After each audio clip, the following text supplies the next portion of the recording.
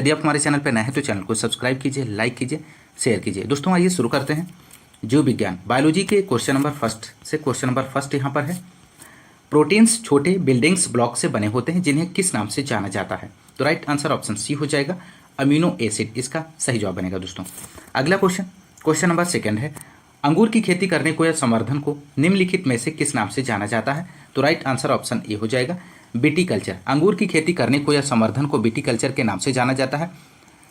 मछली पालन पिसीकल्चर के अंतर्गत, सेरिकल्चर रेशम के कीटों का पालन किया जाता है, बागवानी हार्टिकल्चर के अंतर्गत। क्वेश्चन नंबर थर्ड है, निम्नलिखित में से कौन सा शब्द रेशम के कीड़े के वाणिज्यिक पालन को संदर्भित करता है? तो राइट आंसर ऑप्शन बी हो जाएगा, सेरिकल्चर। रेशम बनाने के लिए रेशम के कीटों का वाणिज्यिक पालन या रेशम कीट कहलाता है। विश्व में रेशम का प्रचलन सर्वप्रथम चीन में हुआ था। चीन प्राकृतिक रेशम उत्पादन में विश्व में पहले स्थान पर है, और अगर हम भारत की बात करें तो दूसरे स्थान पर है। ध्यान रखिएगा।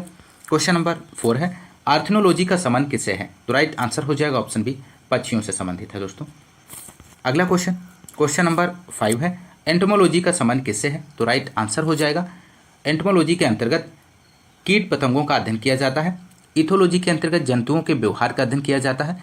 माइकोलॉजी के अंतर्गत कवकों का अध्ययन किया जाता है, और एंथोलॉजी के अंतर्गत पुष्पों का अध्ययन होता है। दोस्तों पोमोलॉजी फलों का अध्ययन। तो आप लोग ध्यान रखिएगा। अगला क्वेश्चन, क्वेश्चन नंबर 6 है, विज्ञान की कौन सी शाखा ट्यूमर के बारे में बताती है? तो राइट आंसर ऑप्शन सी हो जाएगा, ऑन्कोलॉजी इसका सही जवाब बनेगा। अगला क्वेश्चन, क्वेश्चन नंबर 7 है, जीव की आंतरिक संरचना का अध्ययन करने वाला शास्त्र कहलाता है? तो राइट आंसर यहाँ पे बनेगा दोस्तों ऑप्शन ए, शरीर रचना विज्ञान इसका सही जवाब हो जाएगा। शरीर रचना विज्ञान के अंतर्गत शरीर की आंतरिक संरचना का अध्ययन किया जाता है। अगला क्वेश्चन, क्वेश्चन नंबर 8 है यहाँ पे दोस्तों, चींटियों के अध्ययन को क्या कहते हैं? तो राइट आंसर हो जाएगा ऑप्शन ए, मार्मिकोलॉजी।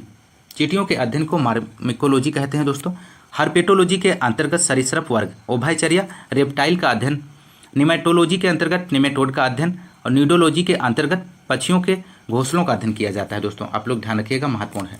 अगला क्वेश्चन, क्वेश्चन नंबर 9 है, घाव का अध्ययन क्या कहलाता है? आपको बताना है दोस्तों। तो यहाँ पर राइट आंसर बनेगा option C, ट्रोमाटोलॉजी।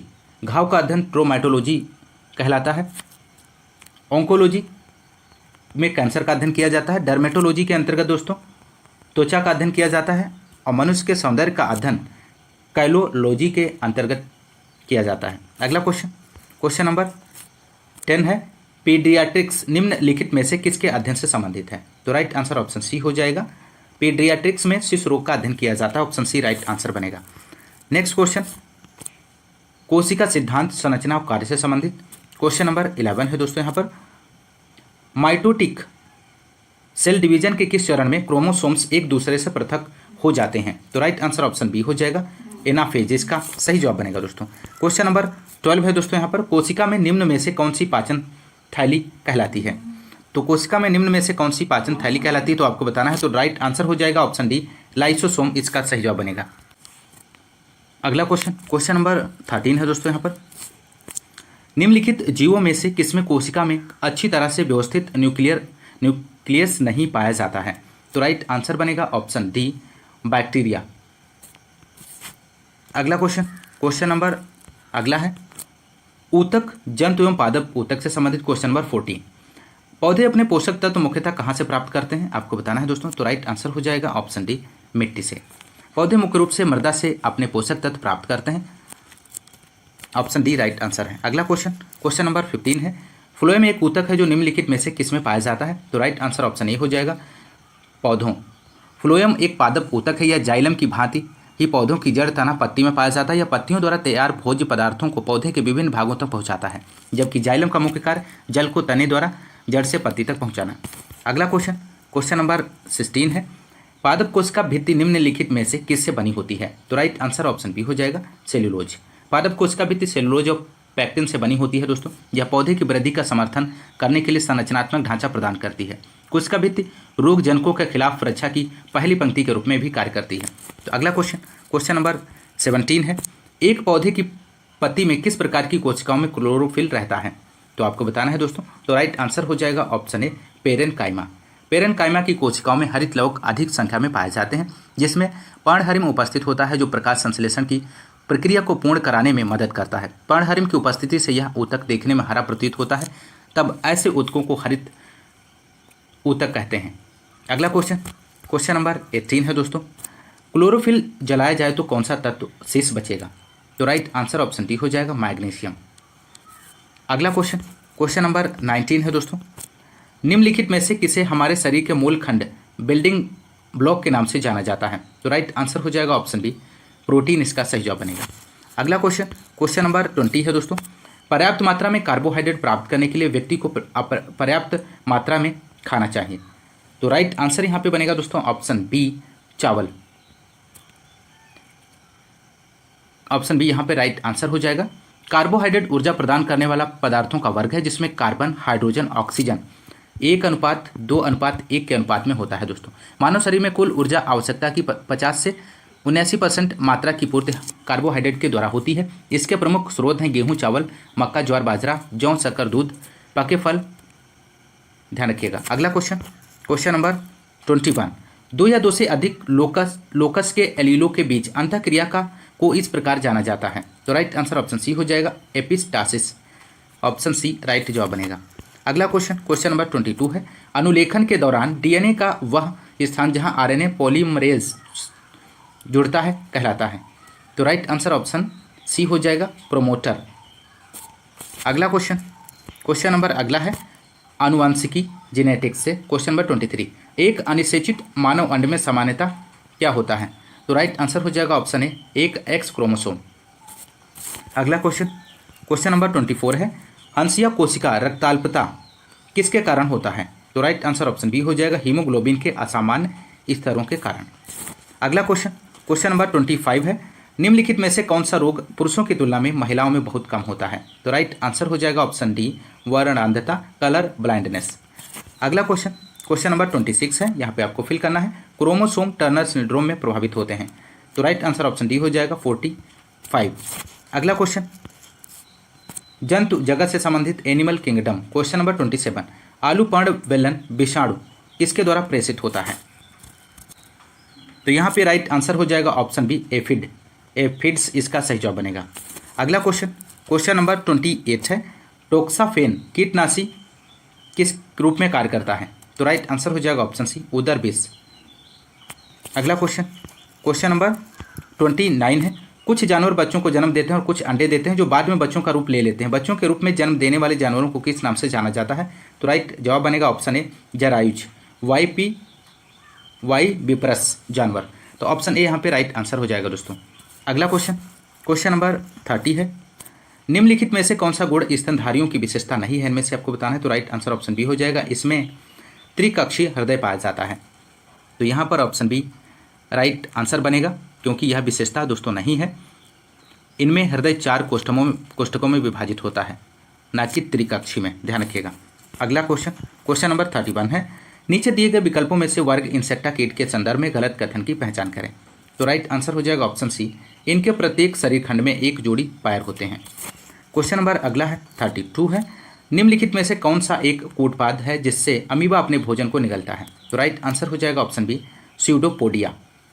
Next question number 33 है, एक कीट की रक्त शर्करा है, इनमें से आपको बताना है। महत्वपूर्ण प्रश्न है। तो राइट आंसर हो जाएगा option C trehalose. Option C right answer बनेगा। अगला क्वेश्चन नंबर 34 है, इनमें से कौन उड़ सकता है? तो राइट आंसर ऑप्शन ए हो जाएगा हॉर्नबिल। अगला क्वेश्चन नंबर 35 है, कौन सा जीवित पक्षी विश्व का सबसे छोटा अंडा देता है? तो राइट आंसर ऑप्शन बी हो जाएगा B humming bird. Humming bird को विश्व का सबसे छोटा पक्षी तथा सबसे छोटा अंडा देने वाला पक्षी के रूप में जाना जाता है। यह चिली के वन में पाई जाती है। क्वेश्चन नंबर 36 है, रेगिस्तान का जहाज किस जानवर को कहा जाता है? तो राइट आंसर ऑप्शन बी हो जाएगा ऊँट। रेगिस्तान का जहाज ऊँट को कहा जाता है। क्वेश्चन नंबर अगला है 37, निम्नलिखित में से कौन संसार में सबसे अधिक तीव्रता से काटता है? तो राइट आंसर ऑप्शन बी हो जाएगा पनामा की दीमक। क्वेश्चन नंबर अगला है 38 क्वेश्चन नंबर दोस्तों, निम्नलिखित पशुओं में से कौन सा पशु स्तनपायी प्राणी समूह का नहीं है? इनमें से तो राइट आंसर ऑप्शन बी हो जाएगा इसको लियोडोन। क्वेश्चन नंबर अगला है 39, एक ही समय दोनों तरफ कौन सा प्राणी देख सकता है? तो राइट आंसर हो जाएगा यहाँ पे ऑप्शन ए गिरगिट। गिरगिट सरीसृप परिवार कैमेलियोडोंटा कैमेलियोनिडी का एक सदस्य है। गिरगिट यहाँ पे राइट आंसर बनेगा। अगला क्वेश्चन नंबर 40। केचुए का उत्सर्जी अंग है दोस्तों, इनमें से आपको बताना है। तो केचुए का उत्सर्जी अंग यहाँ पे हो जाएगा नेफ्रिडिया, ऑप्शन बी यहाँ पे राइट आंसर हो जाएगा। केचुआ, जोंक और नेरिस के उत्सर्जी अंग हैं, नेफ्रिडिया कहा जाता है दोस्तों, ध्यान रखिएगा। अगला क्वेश्चन नंबर 41 है। अधिकांश कीट किस प्रकार श्वास लेते हैं? तो राइट आंसर बनेगा ऑप्शन डी, ट्रेकिया प्रणाली के द्वारा। अधिकांश कीट ट्रेकिया प्रणाली के द्वारा श्वास लेते हैं। कीटों में श्वसन अंगों की भारी विभिन्नताएं पाई जाती हैं। कीटों में फेफड़े नहीं होते, वरन इसके स्थान पर गैसों के आदान प्रदान के लिए देह गुहा के रक्त में तैरती हुई श्वास नलिकाएं होती हैं, जिन्हें ट्रेकिया कहते हैं। अगला क्वेश्चन नंबर 42 है। मकड़ी में श्वसन अंग होता है, कौन सा है आपको बताना है। मकड़ी में श्वसन अंग कौन सा है आपको बताना है दोस्तों। तो राइट जवाब बनेगा ऑप्शन बी, बुक लंग्स। अगला क्वेश्चन नंबर 43 है यहाँ पे दोस्तों। वयस्क बिल्ली के कुल कितने दांत होते हैं? तो राइट आंसर हो जाएगा यहाँ पे ऑप्शन सी, 30। अगला क्वेश्चन नंबर 44 है।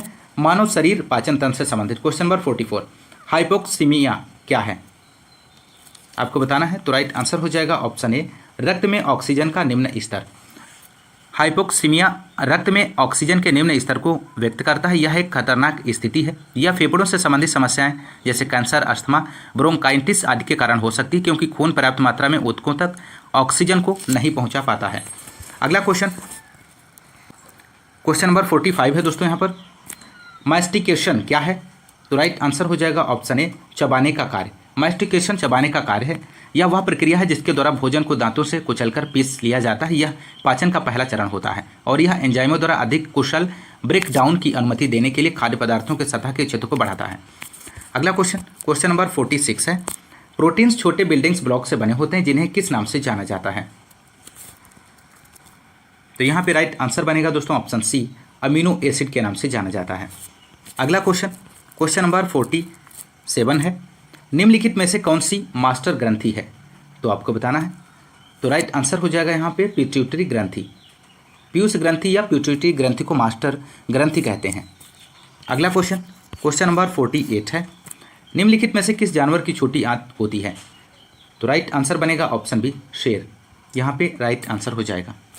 अगला क्वेश्चन नंबर 49 है। हमारे शरीर में हमारे कुल पोषक तत्व और खनिज अवशोषण का 90% हिस्सा कहाँ होता है? तो राइट आंसर ऑप्शन डी हो जाएगा, छोटी आंत, इसका सही जवाब बनेगा। क्वेश्चन नंबर 50 है दोस्तों। हमारे शरीर में कुल पोषक तत्वों तथा खनिजों का 90% शरीर के किस भाग में सर्वाधिक रूप से सोख लिया जाता है? तो राइट आंसर ऑप्शन डी हो जाएगा, छोटी आंत के द्वारा। टाइलिन एंजाइम का संबंध है किससे है दोस्तों, आपको बताना है। तो यहाँ पर इस क्वेश्चन का राइट आंसर हो जाएगा ऑप्शन सी, लार, यहाँ पे सही जवाब बनेगा। अगला क्वेश्चन नंबर 52 है। क्वेश्चन नंबर 52 है दोस्तों। हमारे पेट में स्थित पाचक रस में मुख्य रूप से क्या होता है? तो राइट आंसर बनेगा ऑप्शन सी, हाइड्रोक्लोरिक अम्ल, ऑप्शन सी यहाँ पे राइट जवाब हो जाएगा। अगला क्वेश्चन नंबर 53 है। सीकम किसके पाचन के काम आता है? आपको बताना है दोस्तों। तो राइट आंसर ऑप्शन सी हो जाएगा, सीकम सेलुलोज पाचन के काम आता है। अगला क्वेश्चन नंबर 54 है। कौन सा अंग वसा को तोड़कर कोलेस्ट्रॉल बनाता है? तो राइट जवाब हो जाएगा ऑप्शन बी, यकृत, इसका राइट जवाब बनेगा। क्वेश्चन नंबर 55 है। मनुष्यों में अग्र चौवाडक दांतों का चौवाडक दांतों के साथ अनुपात है? तो राइट जवाब बनेगा दोस्तों ऑप्शन ए, 2:3 है। अगला क्वेश्चन नंबर 56 है। निम्नलिखित में से कौन सा विकल्प शरीर का सबसे बड़ा आंतरिक अंग है? तो राइट जवाब ऑप्शन सी हो जाएगा, जिगर, यकृत। जिगर मानव शरीर का सबसे बड़ा आंतरिक अंग है। यह आपके शरीर के दाईं ओर पसलियों के नीचे होता है। यकृत शरीर का एक बहुत ही आवश्यक अंग है। आप लोग ध्यान रखिएगा, क्वेश्चन का राइट आंसर बनेगा ऑप्शन सी। अगला क्वेश्चन नंबर 57 है। किस अंग के भीतर पित्ताशय स्थित है? तो राइट आंसर हो जाएगा ऑप्शन बी, यकृत। यकृत मानव शरीर की सबसे बड़ी ग्रंथि है। इसके निचले भाग में नाशपाती के आकार की एक छोटी सी थैली होती है, जिससे पित्ताशय कहते हैं। यकृत द्वारा स्रावित पित्तरस पित्ताशय में संचित होता है। अगला क्वेश्चन नंबर 58 है। भोजन को चबाने वाले दांत कौन से प्रकार के होते हैं? आपको बताना है। तो राइट आंसर बनेगा यहाँ पे ऑप्शन ए, यहाँ पर राइट आंसर हो जाएगा, चौवाडक, ऑप्शन ए सही जवाब है। अगला क्वेश्चन, क्वेश्चन नंबर 59 है, निम्नलिखित अंगों में से कौन सा अंग पितृस्राव करता है? तो राइट आंसर ऑप्शन डी हो जाएगा, यकृत यहाँ पे सही जवाब बनेगा। यकृत मनुष्य के शरीर में पाई जाने वाली सबसे बड़ी तथा महत्वपूर्ण पाचक ग्रंथि होती है जो पितरस का स्राव करती है। अगला क्वेश्चन, क्वेश्चन नंबर 60 है दोस्तों, रुधिर परिसंचरण तंत्र से संबंधित। क्वेश्चन नंबर 60, किस रक्त समूह को सार्वत्रिक दाता कहा जाता है? तो किस रक्त समूह को सार्वत्रिक दाता कहा जाता है आपको बताना है। तो राइट आंसर ऑप्शन डी हो जाएगा, ओ रक्त समूह को। अगला क्वेश्चन, क्वेश्चन नंबर 61 है, आरबीसी का जीवन काल लगभग कितना होता है आपको बताना है दोस्तों। तो यहाँ पर दोस्तों इस क्वेश्चन का राइट आंसर हो जाएगा ऑप्शन ए, 120 दिन का होता है। अगला क्वेश्चन, क्वेश्चन नंबर 62 है, रक्त लाल दिखाई देने का कारण होता है? तो राइट आंसर ऑप्शन डी हो जाएगा, हीमोग्लोबिन। हीमोग्लोबिन में हीम नामक रंजक पाया जाता है जिसके कारण रक्त का रंग लाल होता है। शरीर में हीमोग्लोबिन की कमी के कारण एनीमिया रोग हो जाता है। हीमोग्लोबिन के कारण ही रक्त लाल दिखाई देता है। तो राइट आंसर ऑप्शन डी हो जाएगा। अगला क्वेश्चन, क्वेश्चन नंबर 63 है, हीमोग्लोबिन लाल रक्त कोशिकाओं के अंदर का एक प्रोटीन है और यह निम्नलिखित में से किसका वहन करता है? तो राइट आंसर ऑप्शन ए हो जाएगा, ऑक्सीजन का। हीमोग्लोबिन लाल रक्त कणिकाओं के अंदर एक प्रोटीन है और यह ऑक्सीजन का परिवहन करता है। अगला क्वेश्चन, क्वेश्चन नंबर 64 है, रक्त यहाँ पे आपको फिल करना के माध्यम से गुर्दे में प्रवेश करता है। तो राइट आंसर यहाँ पे बनेगा ऑप्शन बी, वृक्क धमनी। रक्त वृक्क धमनी के माध्यम से गुर्दे में प्रवेश करता है। धमनियाँ वे रक्त वाहिकाएं होती हैं जो हृदय से रक्त को आगे पहुंचाती हैं। क्वेश्चन नंबर 65 है दोस्तों, लाल रक्त कणिकाएं शरीर के किस भाग में बनती हैं? तो राइट आंसर ऑप्शन बी हो जाएगा, अस्थिमज्जा। मनुष्य में लाल रुधिर कणिकाएं छोटी, चपटी, गोल तथा दोनों ओर से बीच में दबी हुई अर्थात उभयावतल होती हैं। इसमें केंद्रक नहीं होता है। एक स्वस्थ मनुष्य के शरीर में रक्त लगभग 4 से 5 लीटर तक होता है। उसके वजन का 7%। इसकी जीवन अवधि लगभग 100 से 120 दिन होती है। लाल रुधिर कणिकाओं का निर्माण अस्थिमज्जा में होता है। आरबीसी की मृत्यु यकृत तथा प्लीहा में होती है। प्लीहा को रक्त का कब्रिस्तान कहते हैं। तो ध्यान रखिएगा, महत्वपूर्ण क्वेश्चन है। अगला क्वेश्चन, क्वेश्चन नंबर 66 है, सामान्य मनुष्य में रक्त के प्रति 100 क्यूबिक सेंटीमीटर में हीमोग्लोबिन की मात्रा होती है। तो राइट आंसर यहाँ पे हो जाएगा दोस्तों इस क्वेश्चन का ऑप्शन ए, 14 से 15.5 ग्राम। अगला क्वेश्चन, क्वेश्चन नंबर 67 है, सर्वग्राही कौन सा रक्त समूह है? तो राइट आंसर ऑप्शन सी हो जाएगा, ए बी। अगला क्वेश्चन, क्वेश्चन नंबर 68 है, मानव शरीर में रक्त संचार तंत्र की खोज करने वाला प्रथम व्यक्ति कौन था? तो राइट आंसर ऑप्शन सी हो जाएगा, विलियम हार्वे। मनुष्य में रुधिर परिसंचरण तंत्र की खोज विलियम हार्वे ने की थी और इस तंत्र में मुख्य संवहनी पदार्थ रुधिर या रक्त होता है। रुधिर तरल संयोजी ऊतक है दोस्तों, और जिसमें रुधिर कणिकाएं, प्लाज्मा हीमोग्लोबिन, प्लाज्मा प्रोटीन उपस्थित होते हैं। अगला क्वेश्चन, क्वेश्चन नंबर 69 है, रक्तचाप किस पर निर्भर करता है? तो राइट आंसर यहाँ पे बनेगा ऑप्शन डी, इनमें से सभी। इसका राइट आंसर हो जाएगा सिस्टोलिक बल पर, हृदय निर्गम पर और परिधि प्रतिरोध, इन सभी पे निर्भर करता है। अगला क्वेश्चन, क्वेश्चन नंबर 70 है, रक्त का पीएच क्या है आपको बताना है दोस्तों। तो राइट आंसर हो जाएगा ऑप्शन सी, 7.4%। 7.4 रक्त का पीएच होता है दोस्तों। अगला क्वेश्चन, क्वेश्चन नंबर 71 है, रुधिर का पीएच होता है कितना होता है दोस्तों? तो राइट आंसर ऑप्शन डी हो जाएगा, 7.3 से 7.5 तक। क्वेश्चन नंबर अगला है 72 है, रक्त का सामान्य पीएच मान कितना होता है? तो राइट आंसर बनेगा यहाँ पर option C, 7.4। Next question, question number 73 है, रक्त है, रक्त क्या है? तो राइट आंसर हो जाएगा ऑप्शन बी, रक्त क्षारीय होता है। अगला क्वेश्चन, क्वेश्चन नंबर 74 है, मानव प्लीहा को नियंत्रित करता है। तो राइट आंसर ऑप्शन ए हो जाएगा, रक्त आयतन। मानव प्लीहा पेट के ऊपरी हिस्से में स्थित लसिका प्रणाली का सबसे बड़ा ऑर्गन है जिसमें रक्त का शुद्धिकरण तथा भंडारण होता है। मनुष्यों में प्लीहा का रंग फंगनी होता है। अगला क्वेश्चन, क्वेश्चन नंबर 75 है, मनुष्य में लाल रुधिराणु का जीवन काल होता है। तो राइट आंसर हो जाएगा यहाँ पर ऑप्शन सी, 120 दिन। अगला क्वेश्चन, क्वेश्चन नंबर 76 है, निम्नलिखित में से किसकी सहायता से रक्त द्वारा ऑक्सीजन ले जाई जाती है? तो राइट आंसर ऑप्शन ए हो जाएगा, लोहित कोशिकाएं। क्वेश्चन नंबर 77 है दोस्तों, मानव रक्त में प्लाज्मा की लगभग कितनी मात्रा होती है? तो राइट आंसर ऑप्शन बी हो जाएगा, 50 से 60%। अगला क्वेश्चन, क्वेश्चन नंबर 78 है, रक्त समूह ओ कहलाता है, क्या कहलाता है दोस्तों? सार्वजनिक दाता कहलाता है। अगला क्वेश्चन, क्वेश्चन नंबर 79 है, मानव शरीर का रक्त बैंक क्या कहलाता है? तो राइट आंसर यहाँ पे बनेगा ऑप्शन ए, प्लीहा कहलाता है दोस्तों। अगला क्वेश्चन, क्वेश्चन नंबर 80 है, मानव शरीर में रक्त का आयतन शरीर के भार का लगभग कितने प्रतिशत होता है? तो राइट आंसर ऑप्शन डी हो जाएगा, 7% होता है दोस्तों।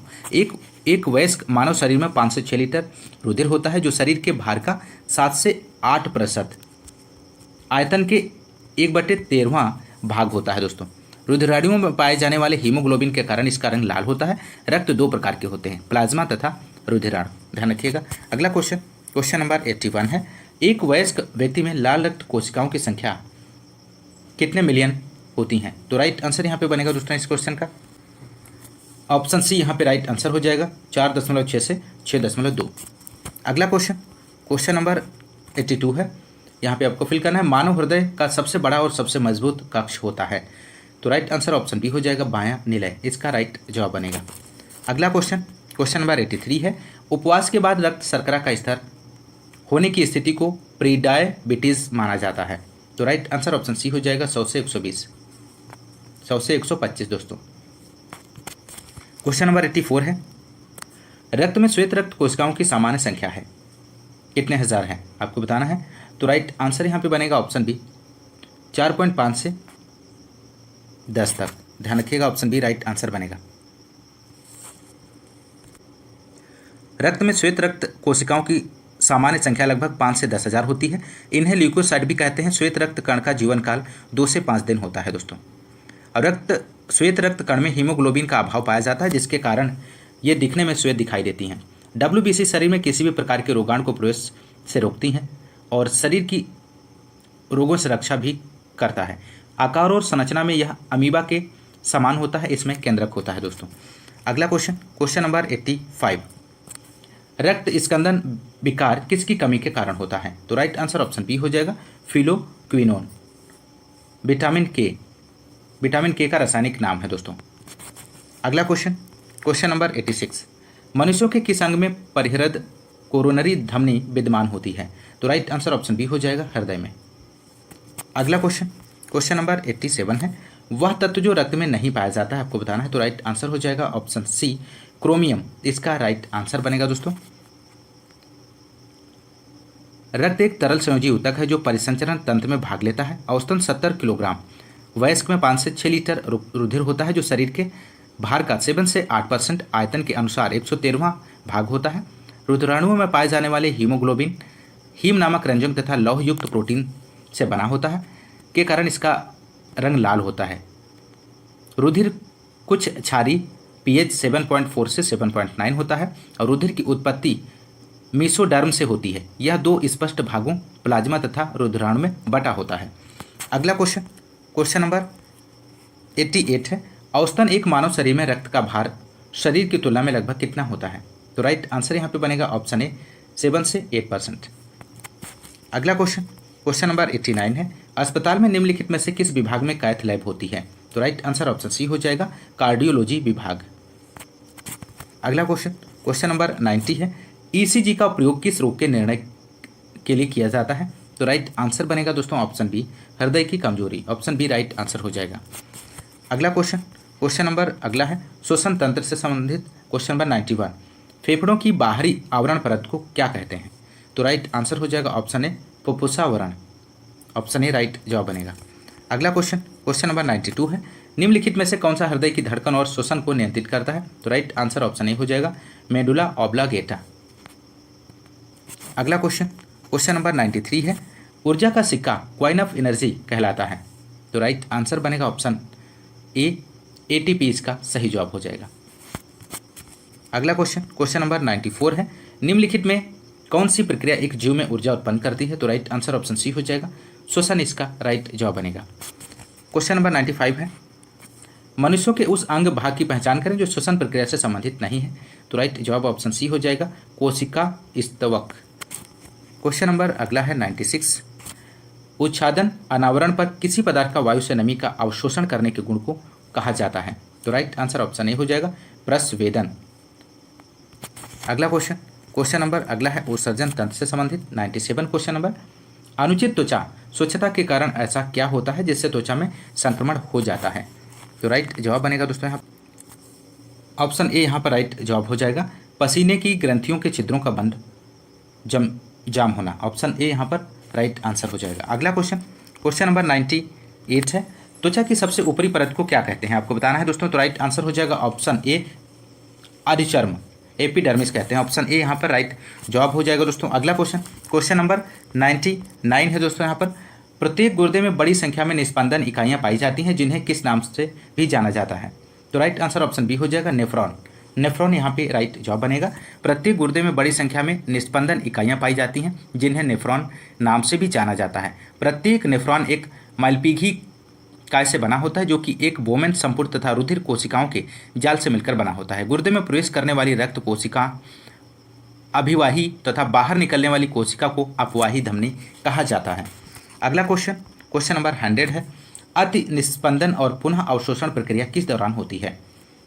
तो यहाँ पर राइट आंसर हो जाएगा दोस्तों ऑप्शन सी मलत्याग और मूत्र निर्माण के दौरान, ऑप्शन सी यहाँ पर राइट जवाब बनेगा दोस्तों। यदि आपको क्लास पसंद आ रही है तो क्लास को ज़्यादा से ज़्यादा लाइक और शेयर करते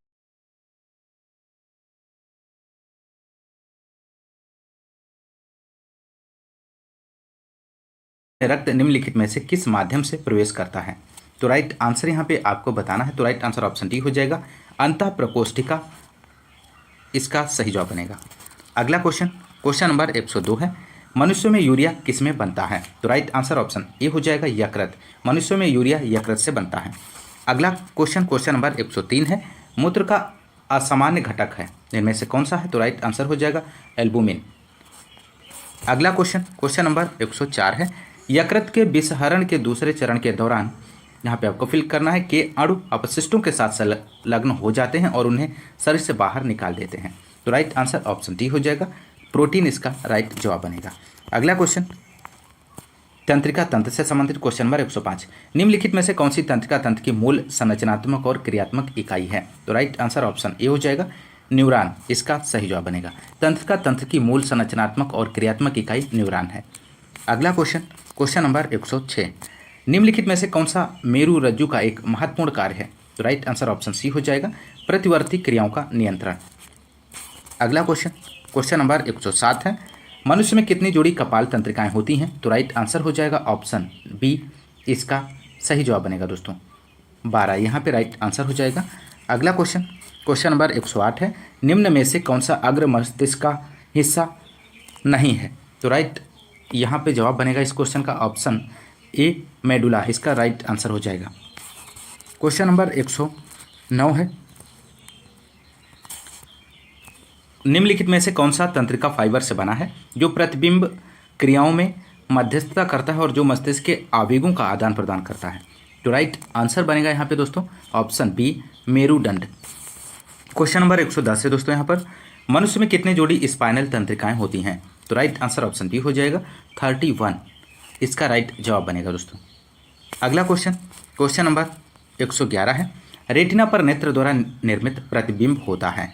तो राइट जवाब बनेगा ऑप्शन ए वास्तविक उल्टा छोटा। क्वेश्चन नंबर 112 है दोस्तों, कंकाल तंत्र से संबंधित। निम्नलिखित में से कौन मानव शरीर की सबसे छोटी हड्डी है। तो राइट जवाब बनेगा ऑप्शन बी स्टेपीज। मानव शरीर की सबसे छोटी हड्डी स्टेपीज है जो मनुष्य के कान में पाई जाती है। मानव शरीर की सबसे बड़ी हड्डी फीमर है जो जांघ में पाई जाती है, आप लोग ध्यान रखिएगा। अगला क्वेश्चन, क्वेश्चन नंबर 113। मानव शरीर में सबसे बड़ी अस्थि कौन सी है। तो राइट आंसर हो जाएगा ऑप्शन डी उर्विका। मानव शरीर में सबसे बड़ी अस्थि फीमर उर्विका है दोस्तों, आप लोग ध्यान रखिएगा। अगला क्वेश्चन, क्वेश्चन नंबर 114 है। हथेली में पाई जाने वाली हड्डी का नाम आपको बताना है। तो राइट आंसर हो जाएगा option D metacarpals. Question number 115 है। निम्नलिखित में से कौन मानव शरीर की सबसे छोटी हड्डी है। तो राइट आंसर ऑप्शन सी हो जाएगा स्टेपीज। अगला क्वेश्चन, क्वेश्चन नंबर 116 है। आर्थोपेडिस्ट जिस प्रकार हड्डियों से संबंधित है उसी प्रकार किरापडिस्ट किससे संबंधित है, आपको बताना है। तो राइट आंसर बनेगा ऑप्शन सी पांव से संबंधित है। और हृदय का अध्ययन कार्डियोलॉजिस्ट द्वारा किया जाता है दोस्तों। ध्वनि का अध्ययन फोनेटिक्स या स्वर विज्ञान के अंतर्गत किया जाता है दोस्तों। अगला क्वेश्चन, क्वेश्चन नंबर 117 है अंतःस्रावी तंत्र से संबंधित। मानव शरीर में कौन सा अंग एंजाइम लाइपेज उत्पन्न करता है? तो राइट आंसर ऑप्शन डी हो जाएगा, अग्नाशय, पैनक्रियाज। अगला क्वेश्चन नंबर 118 है दोस्तों। यहाँ पर क्वेश्चन नंबर 118 दोस्तों, आवटो थायराइड ग्रंथि के सामान्य कामकाज के लिए आहार में निम्नलिखित में से किसका सेवन करना जरूरी है? तो राइट आंसर हो जाता है ऑप्शन सी, आयोडीन। आयोडीन यहाँ पे राइट जवाब बनेगा। अगला क्वेश्चन नंबर 119 है, सबसे बड़ी अंतःस्रावी ग्रंथि है, इनमें से कौन सी है? तो राइट आंसर हो जाएगा ऑप्शन बी, आवट ग्रंथि। अगला क्वेश्चन नंबर 120 है, निम्नलिखित में से कौन सा हार्मोन शरीर में कार्बोहाइड्रेट, प्रोटीन, वसा, उपापचन को नियंत्रित करता है ताकि विकास के लिए शरीर को इसका सबसे अच्छा संतुलन प्रदान किया जा सके? तो राइट आंसर ऑप्शन सी हो जाएगा, थायरॉक्सिन। इसका राइट आंसर बनेगा। थायरॉक्सिन प्राइमरी हार्मोन है जो थायराइड ग्लैंड द्वारा स्रावित होता है। यह हार्मोन शरीर के मेटाबॉलिज्म के कंट्रोल करने में महत्वपूर्ण भूमिका निभाती है तथा यह हार्मोन शरीर में कार्बोहाइड्रेट, प्रोटीन और वसा उपापचय को नियंत्रित करती है। क्वेश्चन नंबर अगला है 121 क्वेश्चन नंबर, थायराइड ग्रंथि के सामान्य कामकाज के लिए निम्नलिखित पोषक तत्वों में से कौन सा आवश्यक है? तो राइट आंसर ऑप्शन सी हो जाएगा, आयोडीन। इसका राइट आंसर बनेगा दोस्तों। अगला क्वेश्चन नंबर 122 है, किस हार्मोन का उपयोग तृणनाशक के रूप में किया जाता है? तो राइट आंसर ऑप्शन सी हो जाएगा, 2,4-D। हार्मोन 2,4-D का प्रयोग खरपतवार नाशक के रूप में होता है। क्वेश्चन नंबर अगला है 123, पीयूष ग्रंथि पाई जाती है? तो राइट आंसर हो जाएगा यहाँ पे ऑप्शन ए, मस्तिष्क के नीचे।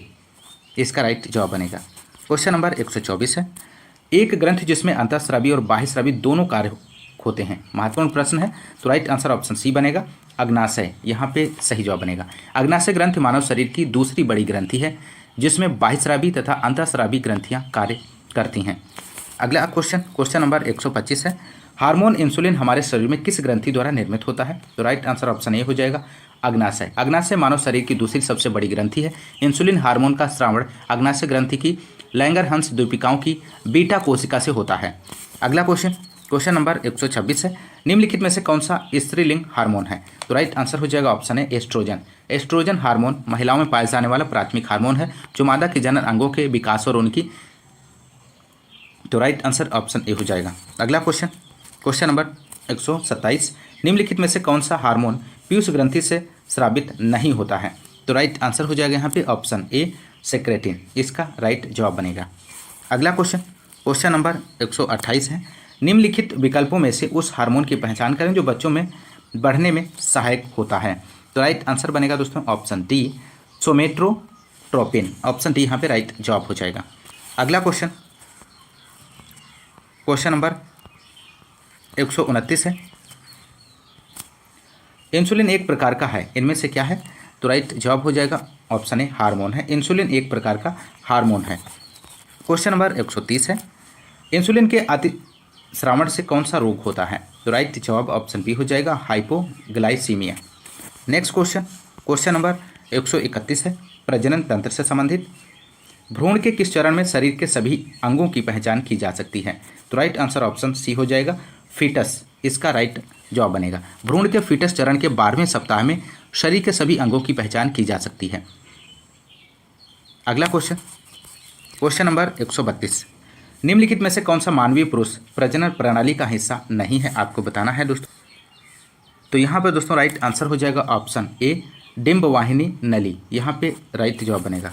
अगला क्वेश्चन नंबर 133 है, फेलोपियन ट्यूब को काटना और बांधना कहलाता है, तो इनमें से क्या कहलाता है? तो राइट आंसर हो जाएगा, ट्यूबेक्टोमी कहलाता है दोस्तों। अगला क्वेश्चन नंबर विटामिन पोषण से संबंधित, क्वेश्चन नंबर 134, विटामिन बी से निम्नलिखित में से कौन सा संबंध नहीं है? आपको बताना है दोस्तों। तो राइट जवाब हो जाएगा ऑप्शन ए, एस्कॉर्बिक एसिड। इसका राइट आंसर बनेगा दोस्तों। विटामिन सी का रासायनिक नाम एस्कॉर्बिक एसिड है। अगला क्वेश्चन नंबर 135 है दोस्तों, भारत में मवेशियों के इलाज के लिए कौन सी एंटी इन्फ्लेमेटरी दवा का व्यापक रूप से उपयोग किया जाता था जो कि गिद्धों के लिए घातक पाई गई, जिसके कारण उनके आबादी में तेजी से गिरावट आई? तो राइट आंसर यहाँ पे बनेगा दोस्तों option C, diclofenac. Option C right जवाब बनेगा। क्वेश्चन नंबर 136 है, निम्नलिखित में से कौन सा वसा घुलनशील विटामिन नहीं है, आपको बताना है। तो राइट आंसर हो जाएगा ऑप्शन सी, बी यहाँ पे सही जवाब हो जाएगा। विटामिन बी वसा में घुलनशील नहीं है। विटामिन बी और सी जल में घुलनशील है, जबकि विटामिन ए डी ई के वसा में घुलनशील है। ए डी ई के वसा में घुलनशील विटामिन है।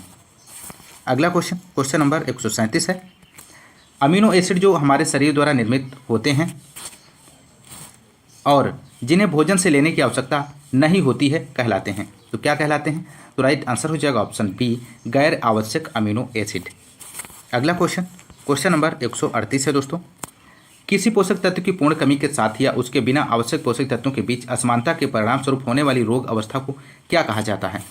तो यहाँ पर राइट आंसर हो जाएगा ऑप्शन सी, असंतुलित पोषण।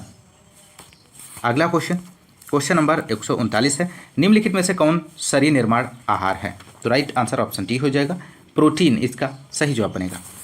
क्वेश्चन नंबर 140 है दोस्तों। संरक्षण भोजन हमारे शरीर के लिए क्या करता है? तो राइट जवाब ऑप्शन बी हो जाएगा, प्रतिरक्षा बढ़ाता है, इंक्रीज इम्यूनिटी। अगला क्वेश्चन, क्वेश्चन नंबर 141 है। भारत में शरीर में भोजन से आयरन के कम अवशोषण का कौन सा कारण है? तो राइट आंसर यहाँ पे बनेगा ऑप्शन ए, भोजन के साथ चाय लेना, इसका सही जवाब हो जाएगा।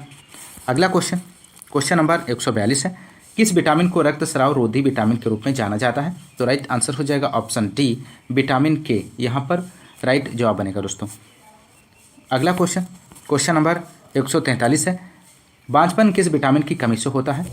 तो राइट जवाब बनेगा दोस्तों ऑप्शन सी, विटामिन ए इसका राइट आंसर हो जाएगा। UPSSC NM में पूछा गया है 2022 में। अगला क्वेश्चन,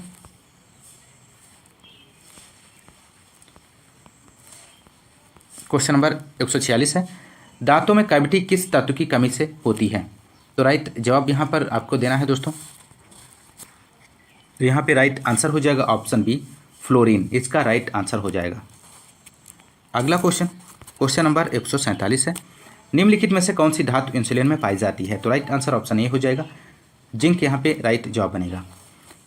इंसुलिन एक पेप्टाइड हार्मोन है जो अग्नाशय की आइलेट्स की बीटा कोशिकाओं द्वारा स्रावित होता है। यह पेशियों एवं यकृत में ग्लूकोज से ग्लाइकोजन के परिवर्तन को काफ़ी बढ़ा देता है। वसा और शर्करा को कंकाल की मांसपेशीय कोशिकाओं में बढ़ावा देकर कार्बोहाइड्रेट, वसा और प्रोटीन के चयापचय को नियंत्रित करता है। इंसुलिन में जिंक नामक धातु पाई जाती है, तो ऑप्शन ए यहाँ पे राइट आंसर बनेगा। क्वेश्चन नंबर 148 है। संतरे में बहुतायत में होता है? तो राइट आंसर ऑप्शन ए हो जाएगा, विटामिन सी। संतरे में बहुतायत विटामिन सी होता है। तो विटामिन सी खट्टे फलों में पाया जाता है। विटामिन सी का रासायनिक नाम एस्कॉर्बिक अम्ल है। इसकी कमी से स्कर्वी रोग हो जाता है। विटामिन ए का रासायनिक नाम रेटिनाल है। इसकी कमी से रतौंधी रोग होता है, तो आप लोग ध्यान रखिएगा। क्वेश्चन नंबर 149 है। शाकाहारी लोग जो गाय का दूध नहीं पीते वे सोया दूध का उपयोग कर सकते हैं। सोयाबीन से बना एक उत्पाद जो समान पोषक तत्व प्रदान करता है यदि उसे किसके साथ फर्टिफाइड किया गया हो? तो राइट आंसर हो जाएगा दोस्तों option C, calcium, vitamin D और विटामिन ए के साथ। अगला क्वेश्चन, क्वेश्चन नंबर 150 है दोस्तों। कुपोषण की समस्या से लड़ने के लिए भारत सरकार हाल के दिनों में डबल फोर्टिफाइड नमक के इस्तेमाल को बढ़ावा दे रही है। निम्नलिखित में से कौन से दो खनिज डबल फोर्टिफाइड नमक में उपयोग किए जाते हैं? तो यहाँ पर दोस्तों आपको बताना है इस क्वेश्चन का राइट आंसर क्या बनेगा। तो राइट आंसर हो जाएगा ऑप्शन सी, आयरन और आयोडीन, इसका राइट आंसर बनेगा दोस्तों।